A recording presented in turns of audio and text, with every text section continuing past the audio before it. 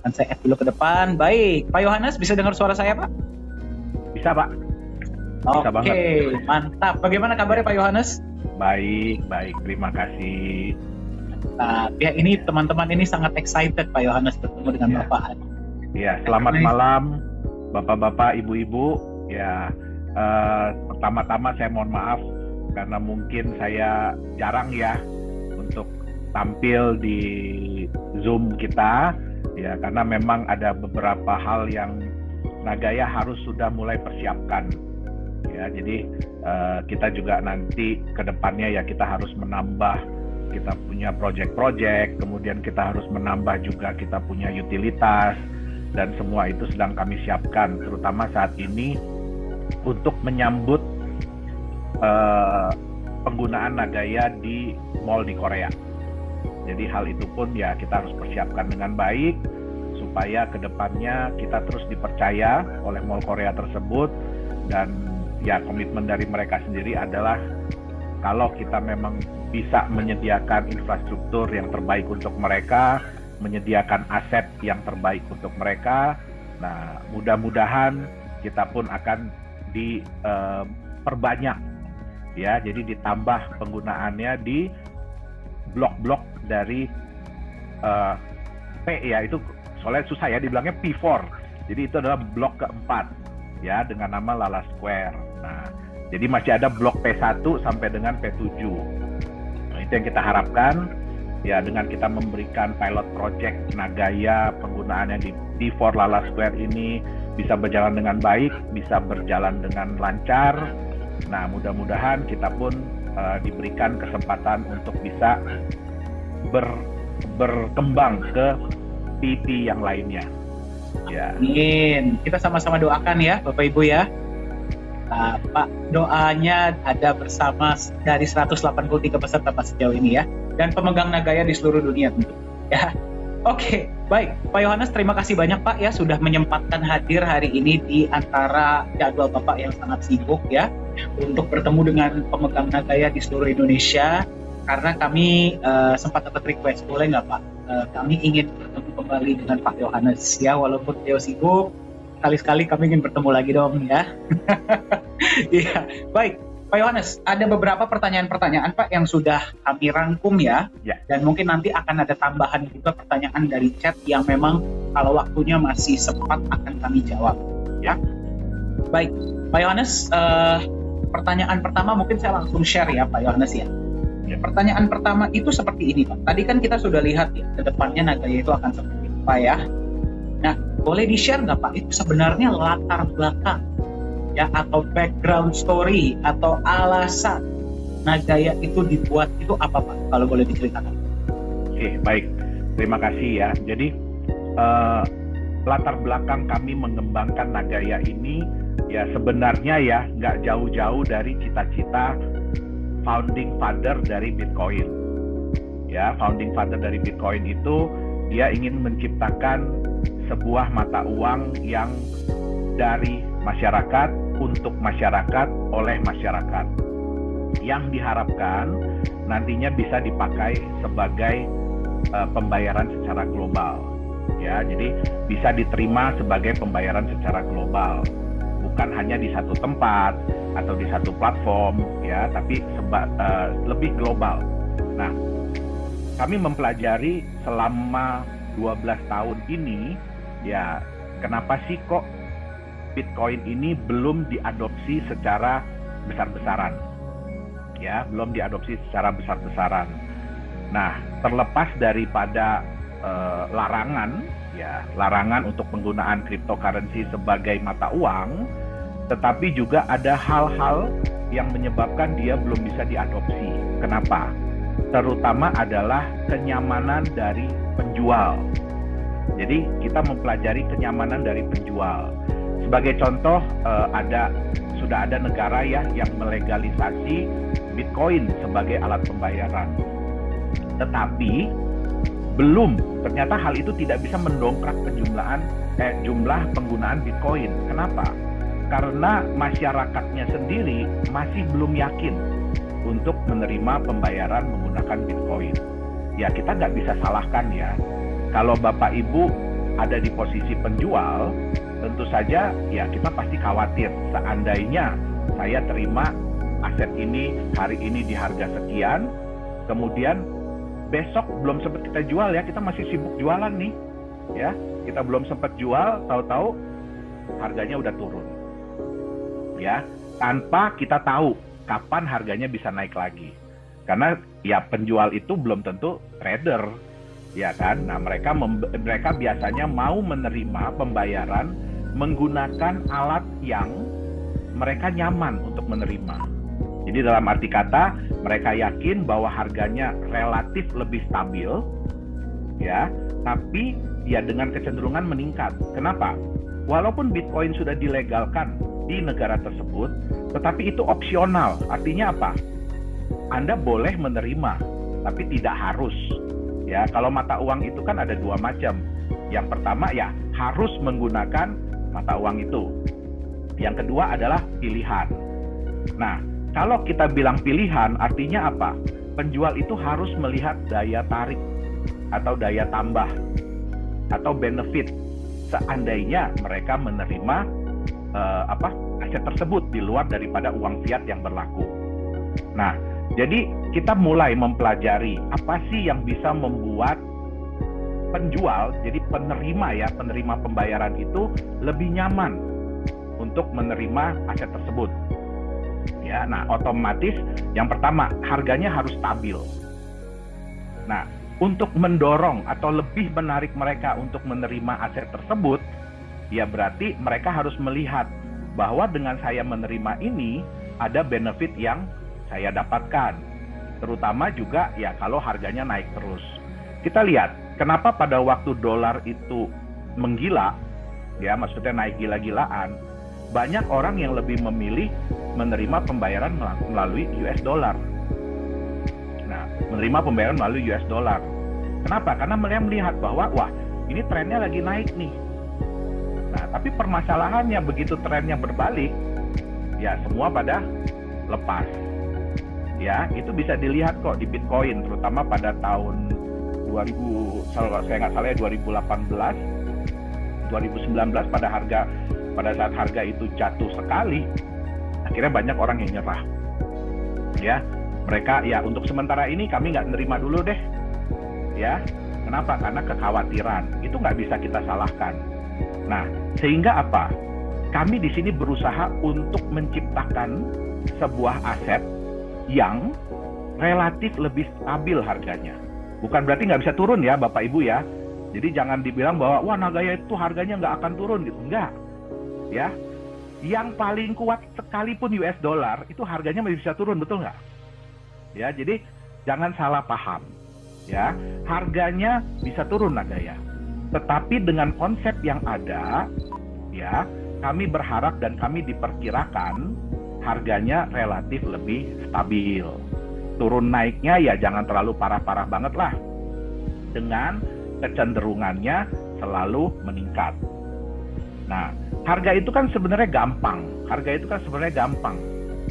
Prinsip harga pasar dari dulu sampai detik ini, ya kalau kita tanya sama ahli ekonomi sekalipun, prinsipnya gampang. Supply berkurang, demand bertambah. Jadi jumlah orang yang mau menjual berkurang, jumlah orang yang mau membeli bertambah. Nah, di sini kami menggunakan konsep cryptocurrency. Kenapa? Karena konsep cryptocurrency ini sudah terbukti target marketnya atau pasarnya itu adalah seluruh dunia. Ya, bukan hanya lokal, bukan skala negara, bukan cuma skala regional, ya, tapi sudah skalanya adalah dunia. Ya, contoh Bapak Ibu bisa Bitcoin nih, Bapak Ibu bisa kirim dari Indonesia, kirim ke saudara di Amerika, begitu nyampe di Amerika dia bisa jual.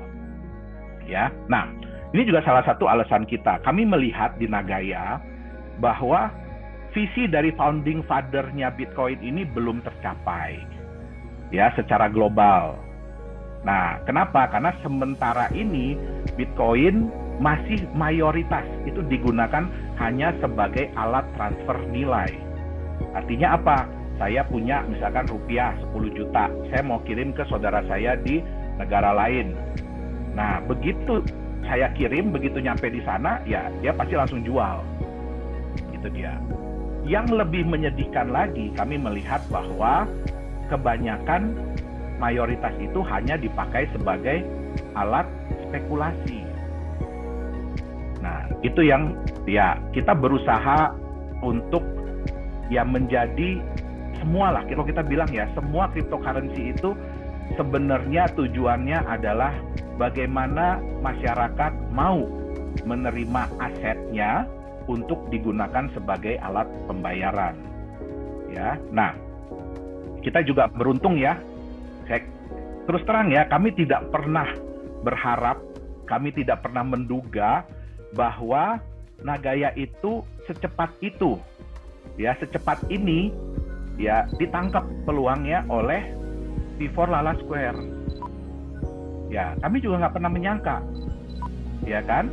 Kenapa? Ya, mereka memang sudah lama ingin membuat mall cryptocurrency pertama di dunia.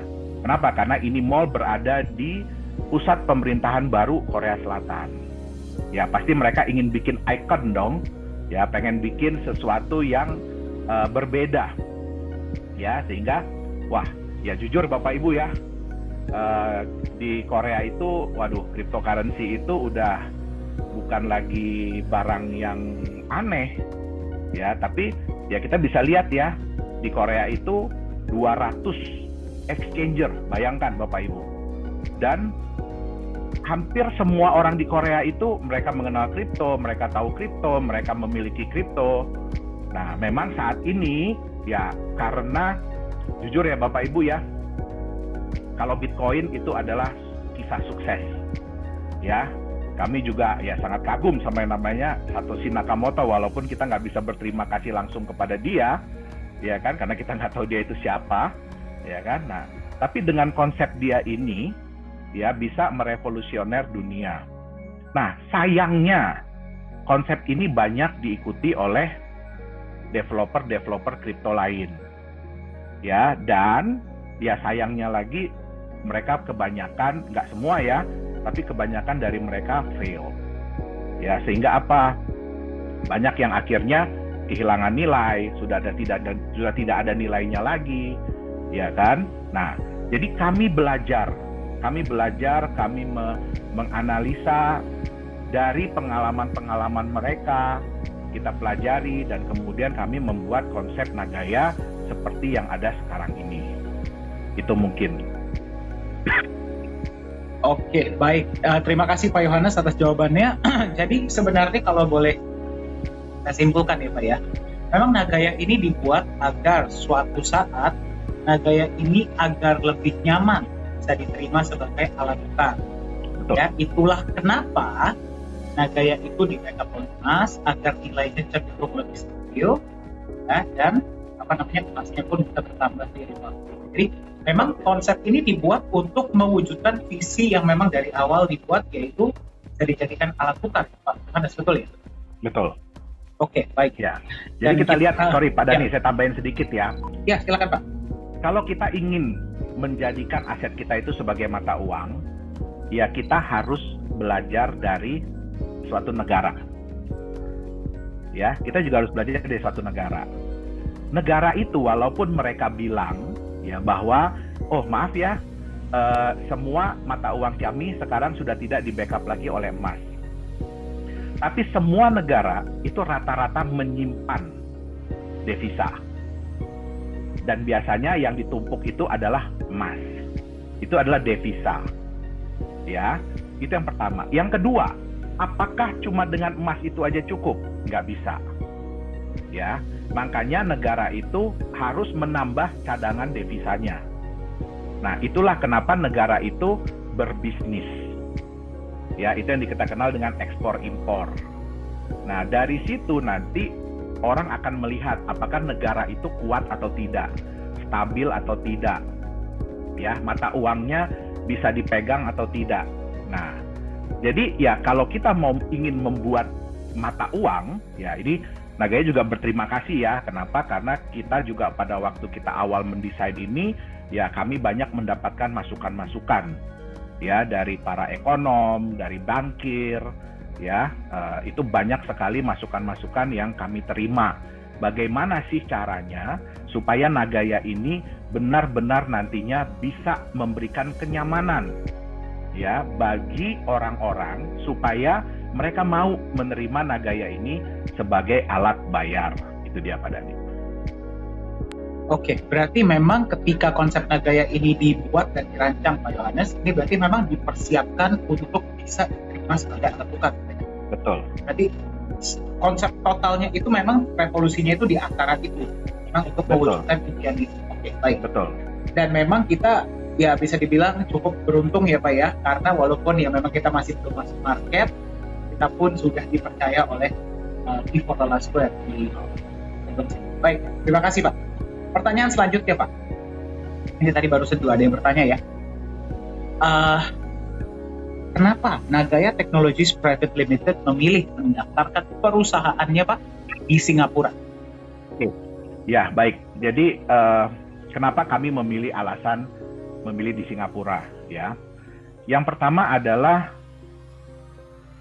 di Indonesia pada saat itu dan sampai dengan saat ini ya belum ada titik terang ya bukan gini. Jadi di Indonesia itu yang diatur adalah market kriptonya ya, market kriptonya yang diatur. Mereka harus seperti apa, terus kemudian koin-koin apa yang boleh mereka perdagangkan.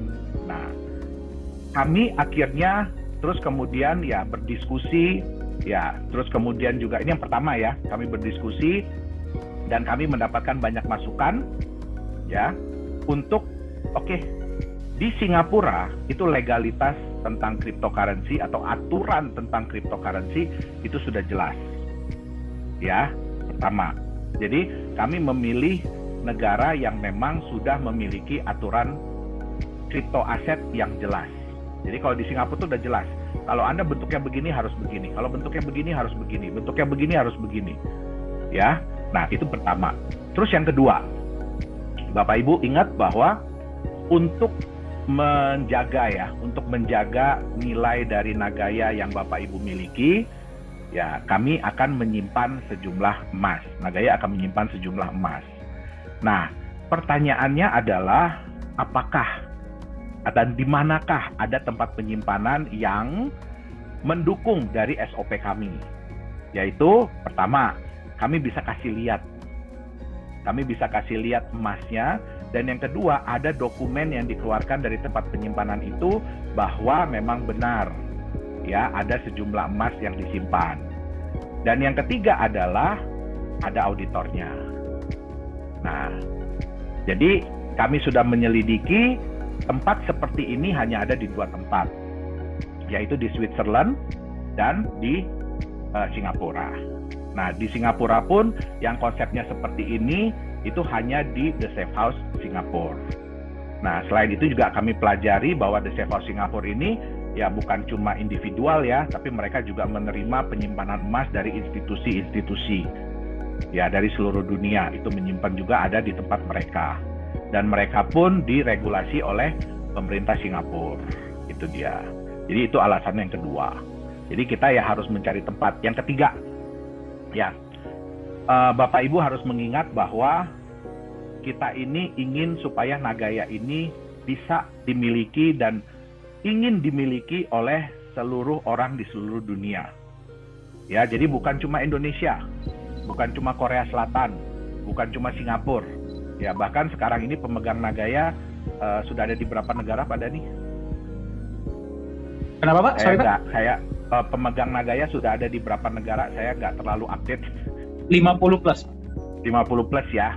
Jadi sudah ada 50 plus pemegang Nagaya di seluruh dunia dari 50 negara.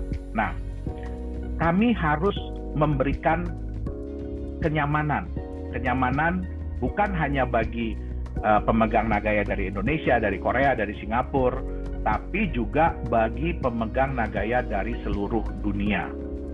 Ya, sehingga kita harus memilih. Ya, kami harus memilih negara mana yang punya aturan yang jelas pertama di dunia kripto. Singapura itu udah dikenal di seluruh negara, mereka punya aturan kripto yang jelas. Ya, kemudian kita juga harus memilih tempat penyimpanan. Ya, bukan cuma tempat penyimpanannya yang bisa dipercaya, tetapi juga berada di negara yang memiliki tingkat kepercayaan yang bagus di seluruh dunia. Nah, dan yang ketiga, kenapa saya nggak pilih Switzerland?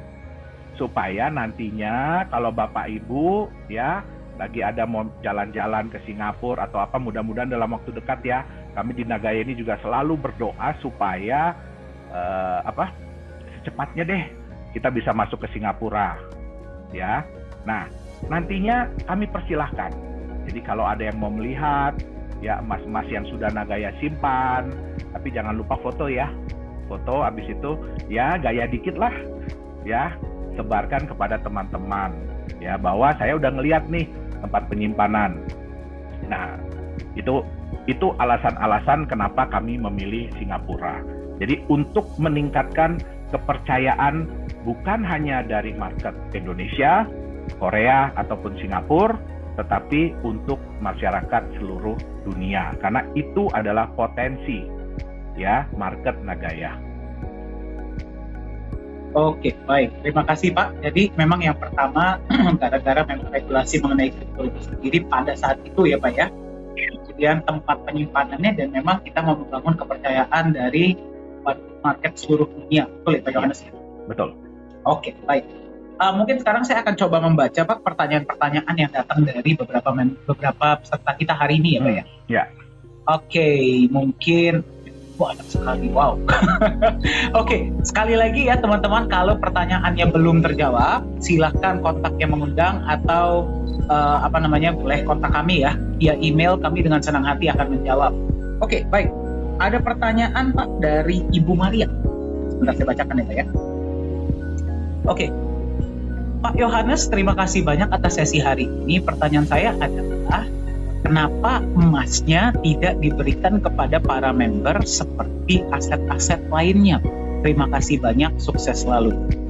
Oke, ya memang pertanyaan ini banyak ya, dari awal kita berjalan juga banyak pertanyaan ini. Nah, jadi Bapak Ibu harus kembali lagi ya, kita kembali kepada konsep kita bahwa Nagaya itu adalah bukti digital kepemilikan sejumlah emas ya yang disimpan oleh Nagaya. Nah, saya kasih contoh mungkin lebih gampangnya gini ya.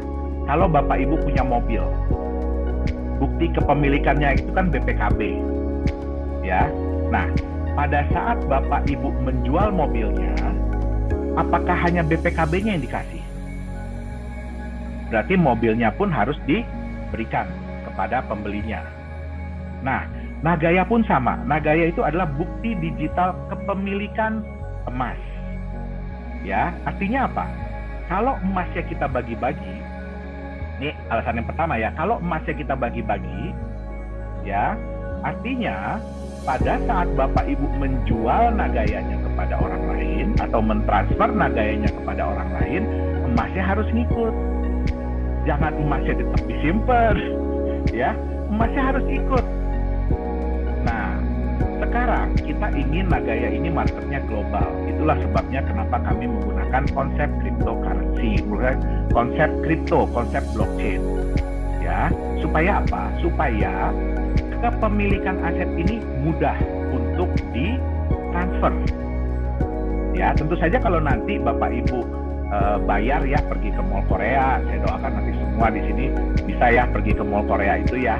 Nah, pakai Nagayanya. Yang saya takut malah Nagayanya nggak mau dipakai nanti. Ya, itu yang malah saya lebih takut ya. Jadi pakai Nagayanya untuk berbelanja. Nah, pada saat Bapak Ibu melakukan pembayaran, artinya hak kepemilikan dari Nagaya tersebut sejumlah itu akan pindah kepada si penjual.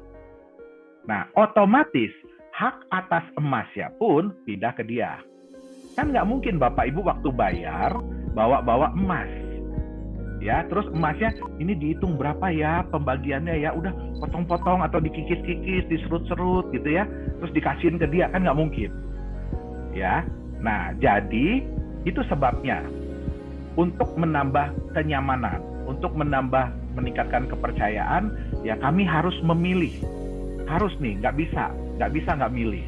Kami harus memilih tempat yang fair, yang adil bagi seluruh market di seluruh dunia. Yaitu kita pilih di Singapura. Nah, jadi Bapak Ibu cukup mentransfer Nagayanya aja. Ya, emasnya tetap ada di The Safe House. Nah, seperti mungkin udah sering ya dengar ya, bahwa Nagaya itu bisa nggak diklaim emasnya? Bisa.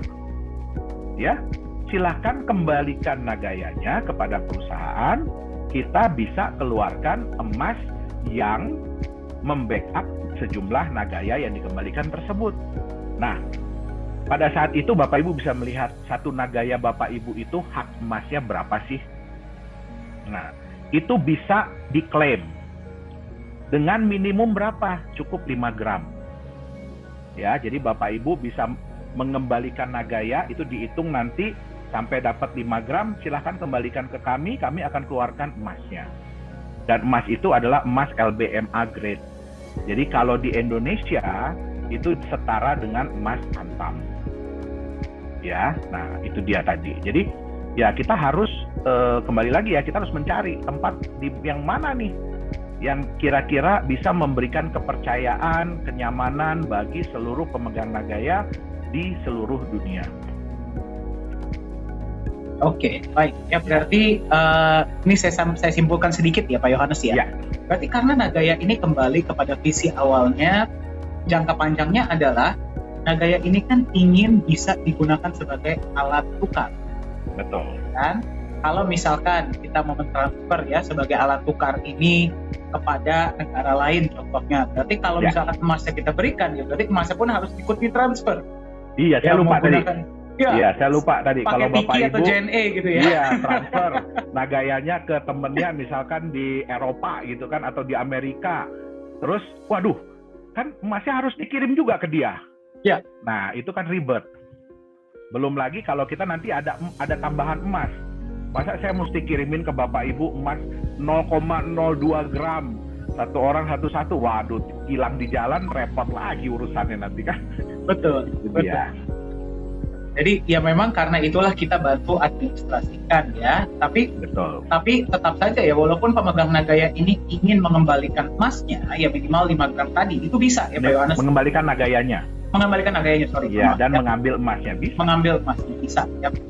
Dan itulah yang namanya sistem mengembalikan Nagaya, dan kemudian Nagayanya di burn ya Pak Yohanes. Dan Nagayanya tidak akan kita sirkulasikan lagi. Jadi nggak akan kita jual lagi. Kenapa? Karena emasnya udah keluar. Jadi Nagaya itu udah kopong. Ya, udah nggak ada isinya lagi, udah kopong. Sehingga Nagayanya akan kita burn. Ya, istilahnya di dunia kripto itu adalah di burn. Ya, atau di scrap. Itu dia. Oke, baik. Terima kasih Pak. Oke. 오늘보다 내일이 더욱 빛나야 할 당신. 눈이 아닌 마음에 새겨질 공간 철학을 담은 복합 컬처랜드 라라 스퀘어. 행복과 성공이라는 단어가 눈부신 피날레가 되어 당신 삶에 머무를 것입니다. 당신이 뛰고 남긴 발자국이 성공 키워드가 되는 것. 라라 스퀘어가 말하는 최고의 가치.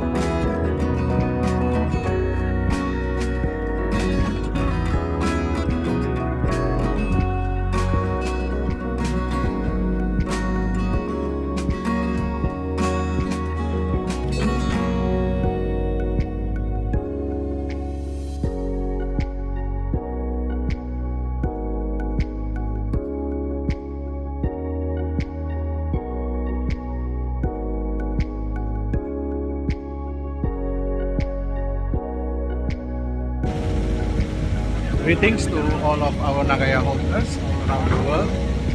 Today is Thursday, 10th of November 2022. It's around 3:30 p.m. at the afternoon. I am back to one of our mining location, same location as our previous videos. As you can see, okay, we already doing the production of nickel ore in this location. Probably you can see all the greenish things, yeah, down there. So that is the nickel ore. Yeah. So this is behind me. This is all our nickel ore.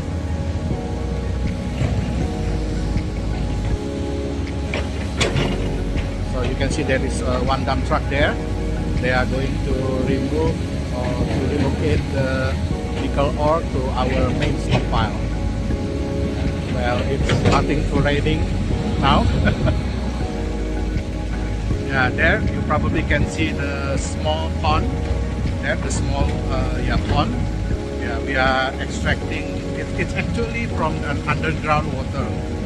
Yeah, so we are extracting the water out.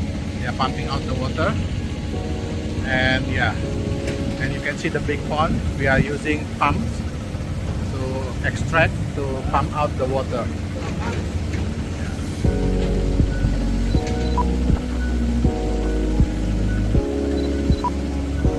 So I'm gonna show you.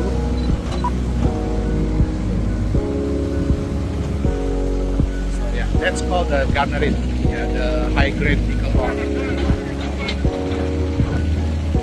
That's all an update from me for today. Once again, I want to thank you, all your support, all our Nagaya holders support. Thank you and bye-bye.